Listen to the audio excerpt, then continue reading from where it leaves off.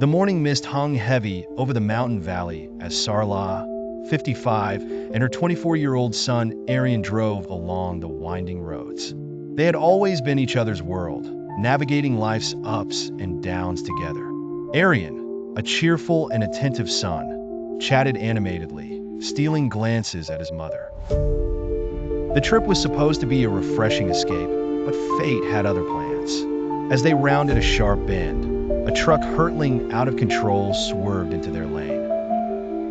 Aryan tried to veer away, but the car skidded on loose gravel and plunged into a deep gorge. The world turned chaotic, trees flashing past, the sound of crushing metal, and then silence.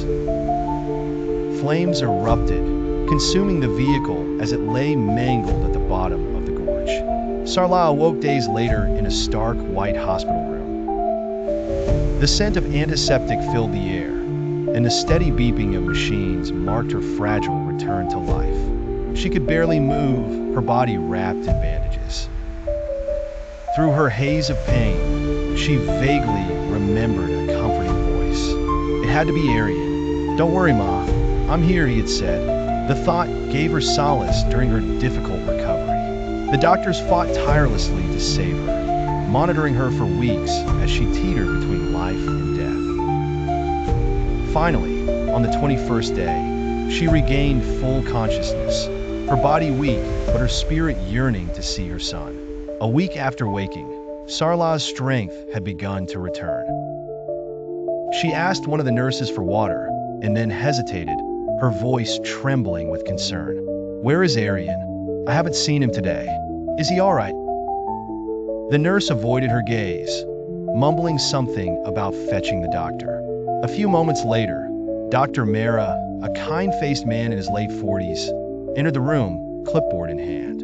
"How are you feeling, Mrs. Sarla?" he asked gently. "I'm much better, doctor," she replied, "but I'm worried about my son." "Aryan, he's been here, hasn't he? I remember hearing him speak to me. Where is he?" Dr. Mera's expression froze, his eyes betraying a flicker of unease. "Your son?" he asked slowly. "Yes, Aryan. He was with me when the accident happened. He's been taking care of me, hasn't he? I need to see him," Sarla said, her voice urgent. Dr. Mera exchanged glances with the nurse before walking to the cupboard in the corner of the room. He retrieved a small bag that had been brought in with Sarla after the accident. "This is the luggage you arrived with," he said. "Perhaps this will help." Sarla unzipped her handbag and pulled out a photograph of herself and Aryan. "This is my son," she said, handing it to the doctor. "He's been sitting outside my room, hasn't he?" The doctor's face turned pale. "Mrs. Sarla," he began hesitantly, "there's something you need to know. When your car fell into the gorge, it caught fire. The shepherds who found you said they could only save one person, you. The car's petrol tank exploded shortly after. The driver's body was completely burned." "No," Sarla whispered, clutching the photo tightly. "That can't be true. Aryan's been here all this time.